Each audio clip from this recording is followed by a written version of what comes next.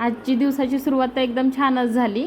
आमच्या गॅलरीमध्ये चिमणीने बनवलेलं आहे हे घरटं. हे पहा चिमणी आलेले आहे. तिला पाहून एकदम छानच वाटलं. चला आता म्हणलं परीला आधी उठवावं, कारण ती पप्पांसोबत जेवण करते ना, मग त्यासाठी तिला ब्रश करायला पाठवावं म्हणलं, आंघोळ वगैरे करेल तिने. तोपर्यंत मला इकडं भाजी फोडणी टाकावी. भाजी फोडणी टाकले, लगेच चपात्या करून घेतल्या आणि साहेब तोपर्यंत गेले आंघोळीसाठी. आणि परीचं साहेबांचं चाललं होतं आंघोळीचं घाई. तोपर्यंत साहेब आले आणि त्यांना ताट केलं जेवायला. साहेबांना ताट दिलं जेवण करण्यासाठी. तोपर्यंत परीचं चाललेलंच होतं. परी काय आली नाही. साहेब गेल्याच्या नंतरनं फरशी पुसली. आणि परी बघा, मी इकडं फरशी पुसते तोपर्यंत परीला खूप कलिंगड आवडतं. तिने कापण्यासाठी घेतलं आणि खाय बी लागली. खाल्लं तिने कलिंगड. मग ते मी राडा आवरला, मला खूप राग आला आणि नंतर तिला मी अभ्यासाला बसवलं. अभ्यास करण्यासाठी बसवलं. तिला पाढे लिहायला दिले मी. पाढे पाठ कर आणि लिह म्हणलं.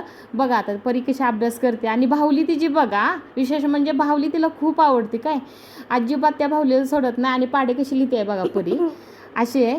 आणि मुलींना भूक लागली होती 5 वाजता. त्यासाठी मी एक थोडासा लाईटली नाश्ता बनवला, उपीट. त्यांना ते वाढलं. आम्ही सगळ्यांनी ते उपीट खाल्लं थोडंसं. आणि आजचा ब्लॉग एवढाच.